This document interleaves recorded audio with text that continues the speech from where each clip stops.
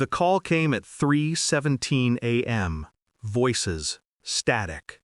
The kind of silence that feels alive between the words. "Sir, it's your sister. She's at St. Luke's Trauma. You should come." The hallway lights hummed when I got there.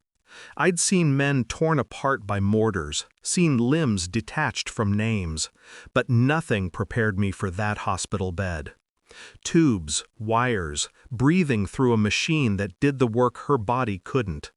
Skull fracture, brain bleed, comatose. Her fiancé's name was on the chart, next of kin. They said he'd found her like that. Break-in, he told police. No witnesses, no evidence, no leads. But I saw the x-rays. A crowbar doesn't miss the same spot 3 times by accident. I called him from the parking lot, still smelling antiseptic and copper.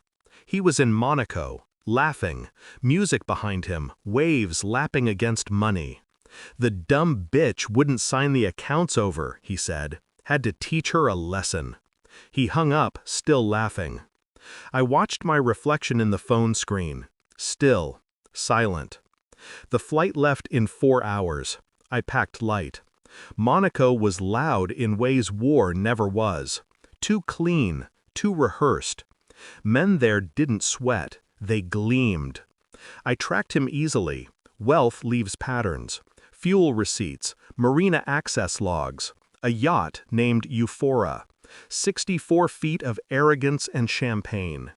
He was the kind of man who mistook charm for power. The kind who'd tell you about his moral compass while using it to point at his next target.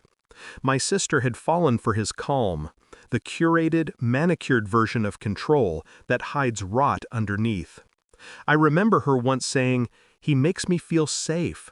I'd smiled then, a soldier's smile. I knew what safety really cost. Now I walked the docks, watching his crew load crates of wine and women. The cameras followed him everywhere, until he waved them off with the confidence of a man who believed he'd never been watched before. But he was being watched.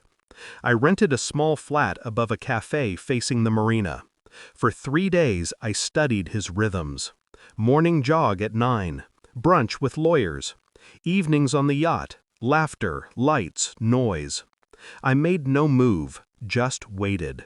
Collected fragments. His phone pings, his calls, his digital signatures. Old habits from the service, still sharp, still patient.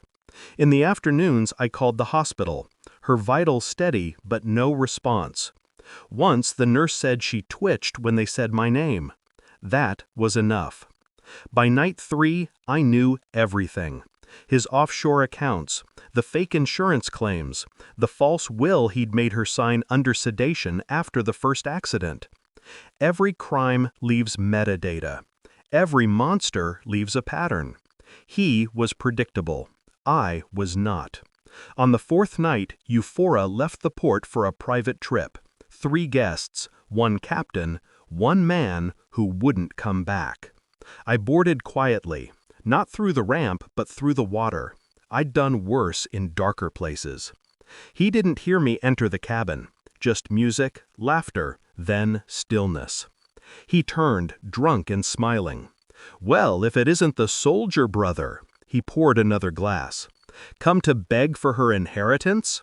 "No," I said. "To remind you who she was before you broke her." He smirked. She was nothing, just a name attached to a few accounts. He leaned closer. "You can't hurt me. People like me don't vanish." I looked at him the way I used to look at detainees. Calm, patient, already done. "I don't hurt people," I said. "I expose them." He laughed again, but quieter this time. There's a tone the guilty always hit. It sits between disbelief and fear. "Enjoy the ocean," I said. Then I left the cabin door open. The yacht drifted back 3 days later. No distress call, no fire, no struggle, just silence. They found him in the anchor compartment. No marks, no blood, just stillness. The captain said he must have slipped during a storm. but the sky had been clear. The Coast Guard logged it as accidental entrapment, a phrase I'd heard before, a clean way to describe consequences. By the time they dredged the body, the accounts had been liquidated. Half went to medical research, the rest to her care. His family never questioned it. They couldn't afford to. The ocean keeps secrets better than men. My sister woke up 3 weeks later.